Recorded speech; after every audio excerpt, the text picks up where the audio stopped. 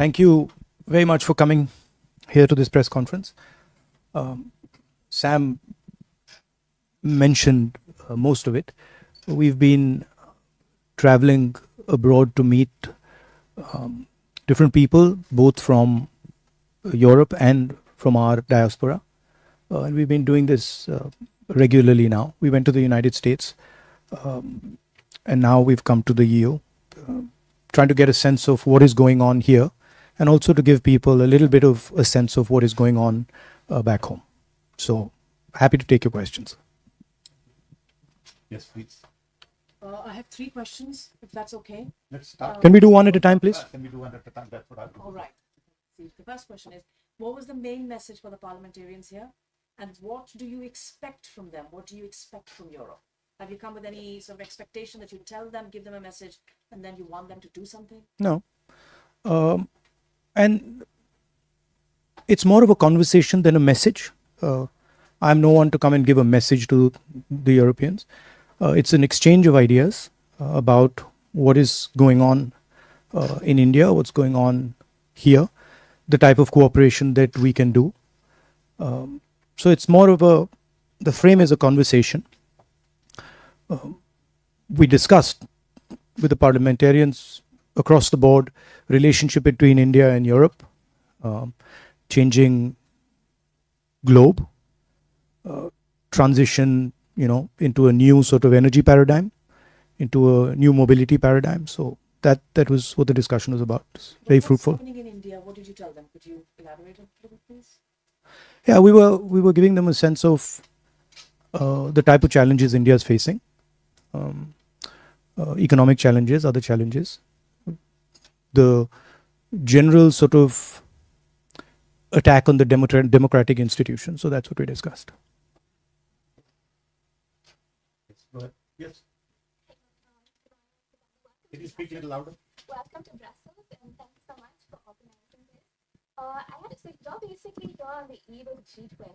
Most of the European leaders are back in Delhi, and they're going to be meeting with Mr. Modi. They're going to be meeting with the government there. And my question to you is, do you feel with all of these... We can hear you. Do you feel with all of these meetings they're going to be having, the Western leaders, are they giving Hindu nationalism a free pass? Are they giving the persecution of Muslims and minorities a free pass in India right now? No, I don't think. I think the G20 is an important conversation, and it's a good thing that India is hosting it. Of course, there are issues in India that we raise, but I don't think. I think the framing that are they giving them a free pass is not exactly correct. But do you feel that obviously there's a war going on in Europe right now, and there's been this constant, I wouldn't say an allegation, but there is the fact that India has close relations with Russia, and we've had European leaders talking to India about it. And do you feel in this aspect of trying to lure India away from Russia, they won't bring up the persecution of minorities and Muslims in India, leaders from the West? No, I mean, India, of course, has a relationship with Russia. India has a relationship with the United States. India is a large country, and by nature of being a large country, it will have relationships with many other countries. So that's a normal thing. That's not, India has every right to have a relationship with whoever it wants. There is, of course, there are serious issues about the type of actions that are being taken with regards to institutions, with regards to democracy and stuff. And yeah, we would hope that there is a sense that there are underlying issues. Can I just have a follow-up? No, please just. Yes, sir. Dmitry Shkurko, National News Agency of Ukraine. We know that the Modi government takes quite cautious position on the conflict and the war Russia held against Ukraine. So that I'm curious, what is the opposition point of view on the issue? And the related question, is that cautious position of the Indian government related to the sharp increasing of the oil supply of Russian oil to India? I think the opposition, by and large, would agree with India's position current position on the conflict. We have a relationship with Russia, and I don't think the opposition would have a different view than what the government is currently proposing. Hello, I am from actually Kashmir. I would like to ask a question related to Kashmir issue. And what would be your policy if you came into the power next elections, hopefully? And recently, 4 years before, the Article 370 was abrogated, and even opposition leaders were restricted to visit and meet the people. And how you see the future of Kashmir? Thank you. I mean, our position on Article 370 is very clear. It's in a resolution passed in the CWC of the Congress Party. I would urge you to take a look at that.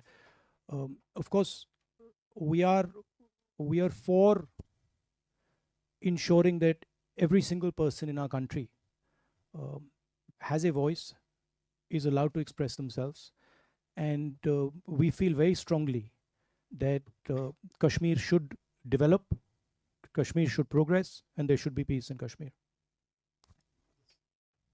Please. Good morning. Thank you very much, Pascaline Gabory, pilot for Dev. I just would like to know what are your next priorities, political priorities, and what will be your world vision in the context of growing tensions. Thank you. What would be my Your view on international relations in a difficult context that we are now? I've been saying in all my meetings that it is pretty clear that China is proposing a particular view, a particular vision of the planet, right? And they are putting on the table the idea of the Belt and Road.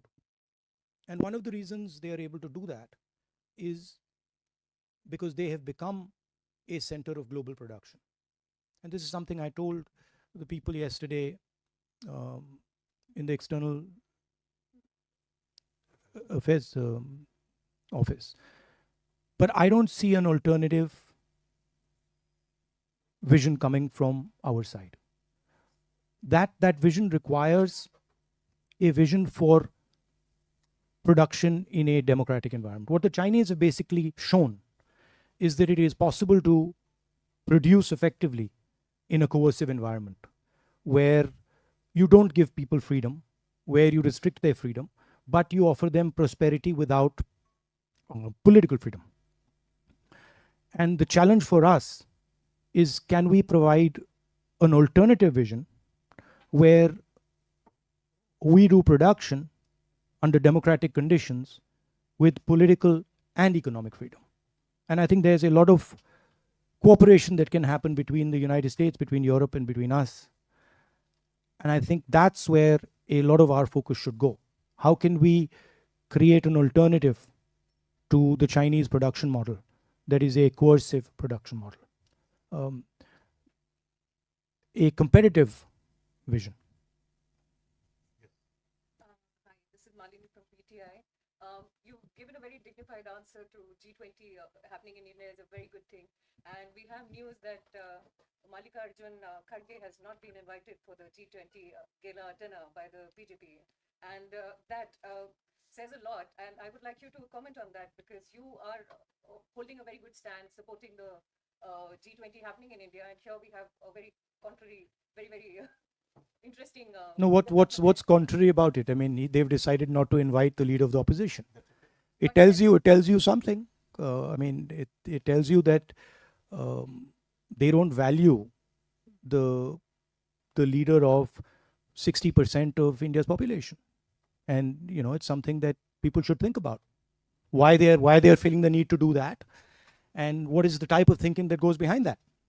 I have a follow-up question as well. I was there in Paris to cover Mr. Modi's, Bastille Day parade event, and two things happened at that time, which is very controversial. There was a 17-year-old boy who was shot in France, and the French actually jailed about 1,000 people just so that the event would go peacefully.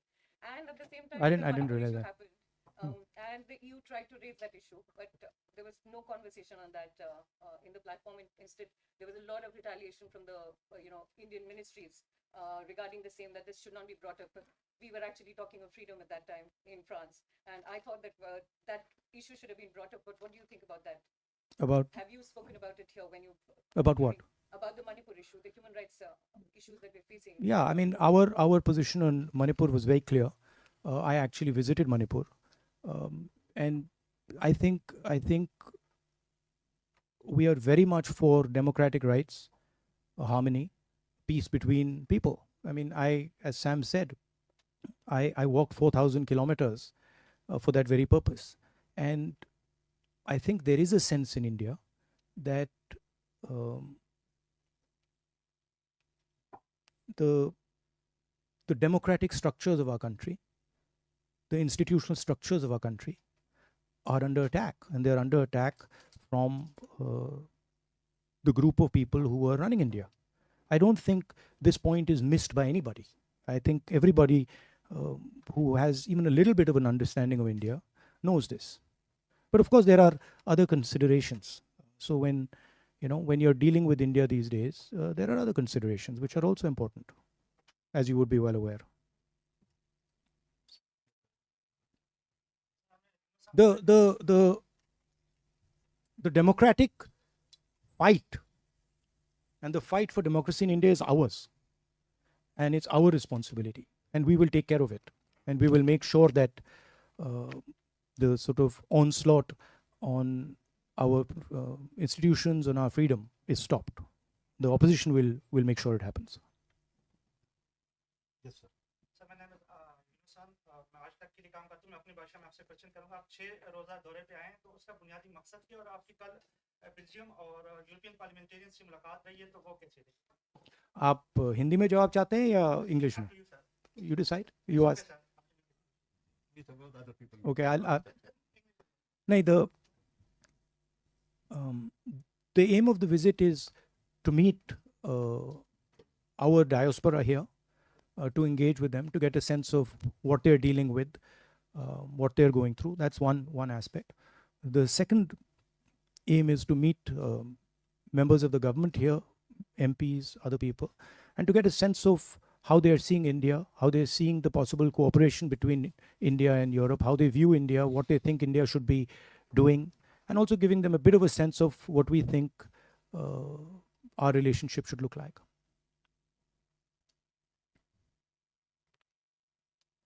Yes, ma'am. Yes. Microphone. Okay.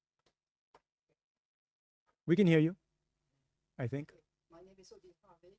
I'm covering for a regional radio in France, in Brittany, where in fact we have an association, Armor India, which has been started by an industrialist who works in India for his company, and then when he retired, he started that association and bringing wonderful Indian culture to this remote part of France. Now, last night, I saw on French television a program which has usually good reputation. It's Envoyé Spécial on France 2. And they describe all the discriminations about the Muslims, about the Christians in very cruel terms. And was that program exaggerated? You can still see it on the Well, website. ma'am, And I know you're going to France, so I just would like to know about the situation of all those discriminations in India. Thank you. I mean, of course, I would have to see the program before I could comment on whether it was exaggerated or not. So I don't know what that program was saying. But certainly there is an increase in discrimination and in violence in India, and there is a full-scale assault on the democratic institutions of our country. That everybody knows, and internally in India it's been commented on, and globally it's been commented on. Of course, minorities are under attack, but so are many other communities. Dalit communities, tribal communities, lower caste communities are also under attack. There is a there is a attempt to change the nature of our country. Our country in the constitution is described as a union of states, and we believe that the most critical aspect of our union is the conversation between members of our union. And there is an alternative vision, which is the BJP vision, which believes that power should be centralized, power should be concentrated, wealth should be concentrated, and the conversation between members of the union, between people of India, should be suppressed. And so this is the fight between two visions. I like to term it the fight between Mahatma Gandhi's vision and Nathuram Godse's vision. Nathuram Godse being the person who assassinated our leader. Follow-up question. Yeah, so there are a lot of people here who had no idea you were here, Indians I'm talking about, and they would have liked a public meeting. You know, a lot of sort of, people who identify themselves as liberal Indians who still believe in the idea of, a pluralistic India. And they were like, oh, he's here, we have no idea, why is there no public meeting? So why do you think we should not organize that, to sort of meet, have an open, if I'm allowed to finish, an open meeting to meet all kinds of Indians who would have liked to sort of just see you or, or talk to you. And the second question is Let's deal with one question at a time. Everybody's been asking two. What? Relax. You can ask two. No, one second. Take one at a So time. when we design these tours, we have a structure, and the organizers decide whether we are going to have closed door meetings, whether we're going to have public meetings and stuff like that, depending on the length of the tour and the type of place we're going to. So I guess in Belgium, we sort of opted for a model. By the way, hundreds of people are coming and meeting us, and pretty much everybody in Belgium who of Indian origin knows exactly where I am, and they've been coming by droves to come and see me. But I think we decided that a full-blown Indian-style public meeting in Belgium might not be the best way to do it. You've said in the past you were spied on by the government. Is that still true? Do you have any more information? Are you still being spied on by the Indian government? I mean, the fact that Pegasus was on my phone is a known fact. I mean, I don't know the details of how I'm tracked, but I'm certainly tracked for sure. Yes. In fact, just going back to the Bharat Jodo Yatra, there is also, I think I'm very loud. Everybody can hear me. All right. I have heard a lot of speeches before, starting 2014 onwards. You have been mentioning a very, very important, crisis that is coming up in India, the unemployment of the youth, which is at the highest level right now. While you were on your yatra across the country, did you meet the youth, and did this issue actually really come up many times? Yeah, I in did. Various states? I met thousands and thousands of youngsters, and all of them said exactly what you're saying. The three things they said: number one, unemployment; number two, huge increase in the levels of poverty, and completely skewed income distribution. So few people getting very, very wealthy, and the bulk of people, being pushed back into poverty, and then rising prices and inflation. Those were the three things that repeatedly they told me. The fact of the matter is that India has the highest unemployment that it's had in the last 40 years. So there is something clearly wrong with our economic model. It's not accepted, and there's a lot of media support for the government. So those type of things don't come out. But I don't think the current path we are on, economic path we are on, is sustainable in any way. And there will certainly be consequences and a backlash to this model. Yes, sir. My name is Nadeem Bhatt. I am from Ari News. You have just talked about the minorities in India. I would like to ask about Kashmir. What is your party's stance on the current situation in Kashmir, and what step do you believe should be taken to address the ongoing conflict there? How do you view the role of international diplomacy in resolving the Kashmir issue, and what would be your approach if your party comes into power? Kashmir is, of course, an integral part of India, so it's nobody's business other than our own, other than India's business. Our position, as I stated earlier, is very clear. It's in a working committee resolution. We can give you a copy of that resolution if you're interested in reading it. But I feel that it's very important, the general discussion we are having here, that democratic institutions, democratic structures need to be protected in India, and the voice of people needs to be defended and protected. And that goes for every single part of India, including Kashmir.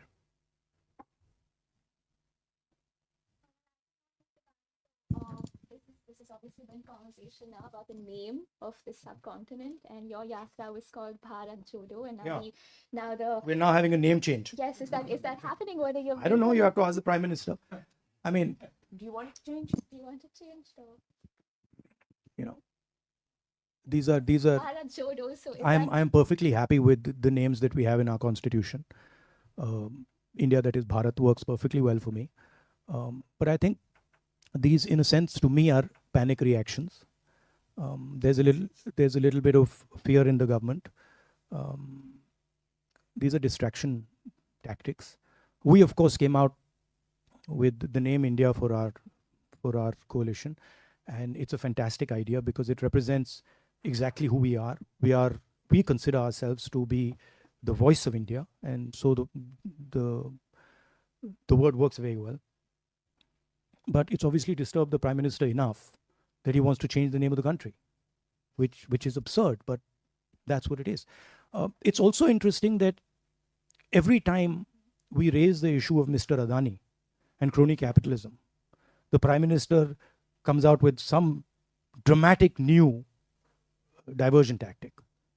It's curious that just after I did a press conference on Adani, this entire diversion is put into place. It's interesting. Yes, ma'am. Yes. EU journalist for Radio Novo Time. Again, thank you.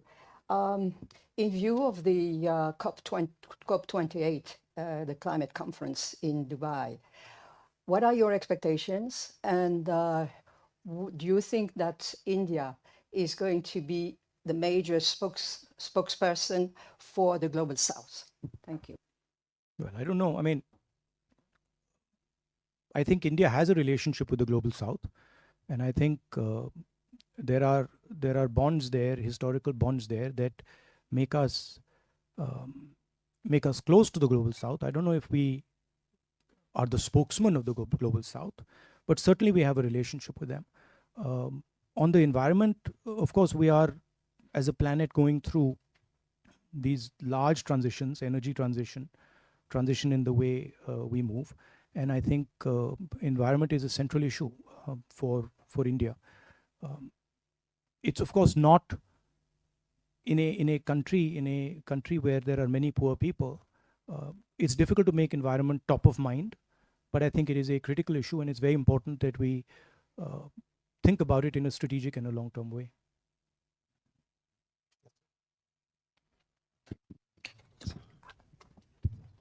Thanks.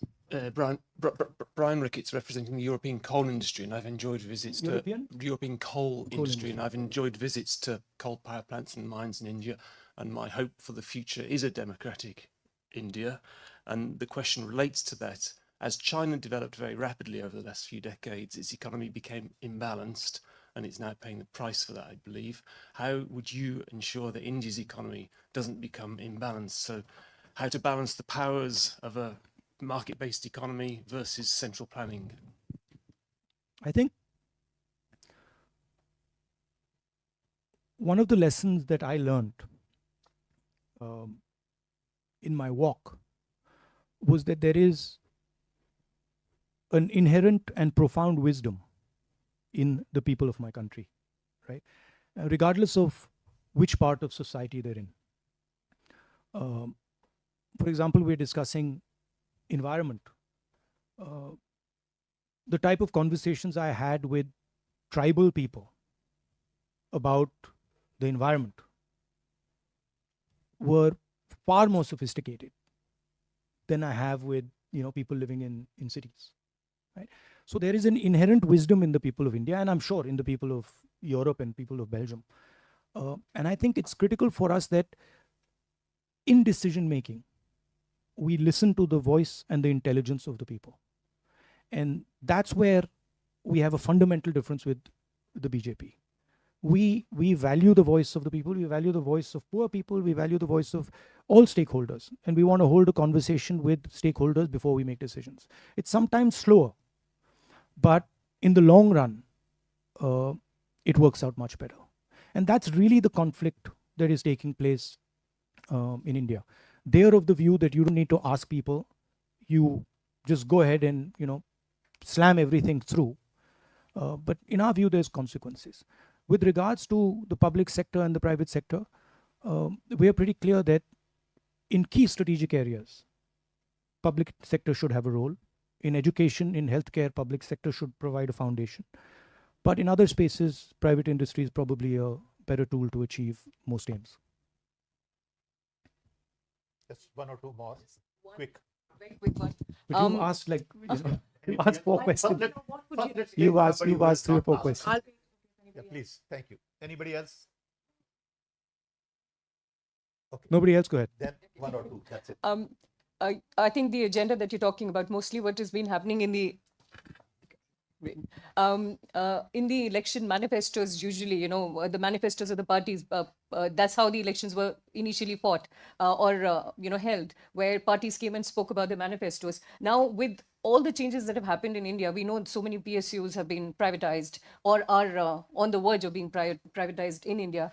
How, in case in next year's elections, in case tables turn and we see the opposition and the alliance probably coming forward and running the country, how do you think those kind of changes that were, that are so massive that have been happening can be like which or changes? corrected? The privatization of public sector units, Yeah. that has been happening in India. How do you actually rectify that? Because that has actually taken away employment of so many housewives. No, I mean, women like my mother would probably be a very good candidate for an SBI, banking job, but a private sector will not necessarily employ a person of her age and will look for a more competitive, growth. So I think that's where I see a lot of people will lose employment because of this in India and are doing that. How does this get rectified?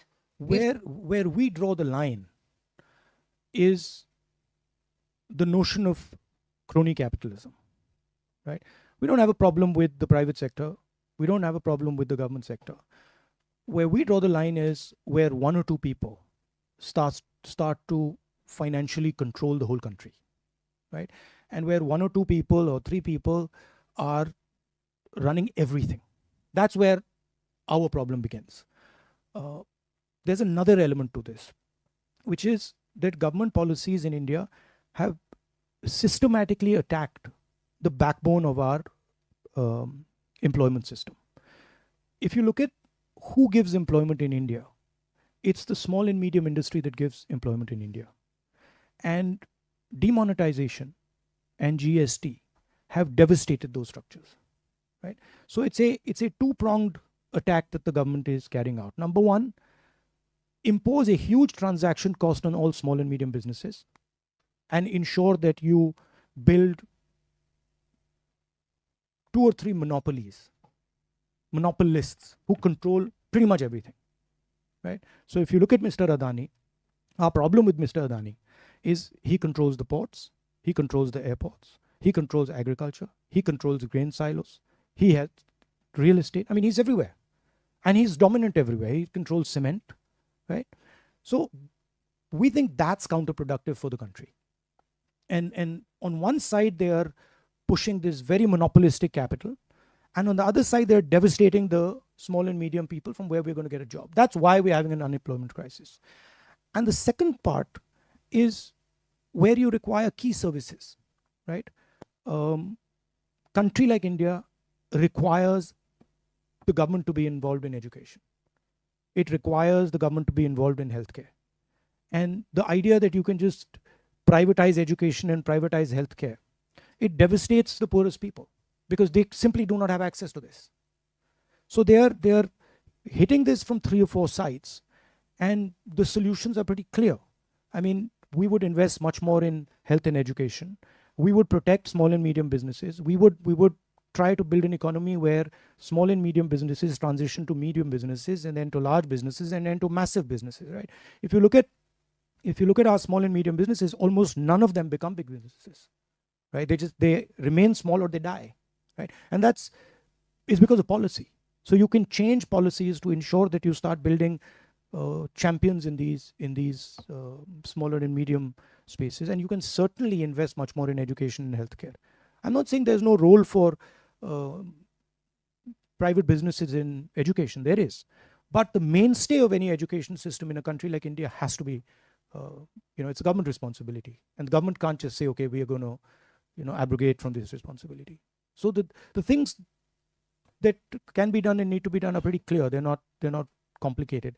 And if you look at our last manifesto, I think we ironed out quite a few of these ideas. One of the other ideas that we have, which we've tested now, you can get a sense of how we think about these things by looking at our states. So if you look at the healthcare system in Rajasthan, that'll give you a good sense of what we are thinking in terms of healthcare for the country. If you look at our social programs in Karnataka, you get a sense of how we are thinking about social programs for the country. So we tend to run a pilot somewhere, see if it works, and then scale it up. And for example, Manrega was such a case where we ran a small pilot, then we scaled it into a state, and then we scaled it into the nation. We don't believe in these rash decisions where you suddenly demonetize the economy or you suddenly impose a GST. We believe in seeding an idea, letting that idea grow, testing the idea, and then scaling it across. Chhattisgarh has some very good ideas on how to support farmers with minimum prices. Karnataka has our, the sort of support that we're giving to women in Karnataka. That's some very interesting work that's going on. And in each one of our states, you can see the sort of type of ideas that we will use when we come to power. Last question. When you were talking to the parliamentarians, you said there was a conversation and you were informing them about sharing, your reading of what's happening in India. And you have repeated here that, there are problems back home when it comes to institutions and democratic structures. What was their response to you? Did they seem concerned? Did they seem... Yeah, they were very concerned. They were very concerned, and they felt that there is an attempt to stifle the democratic structures of India, for sure. And I mean, they were very, very clear with us. Okay. We have more questions. You have more questions? No, I think 5 questions for one person is good enough. I mean, if you, Okay. Sponsors are coming to everybody. Thank you. No, but thank you very much for your time. We really appreciate. Thank you, Rahul. Thank you very much. And we hope to see you again. Be in touch. Thank you.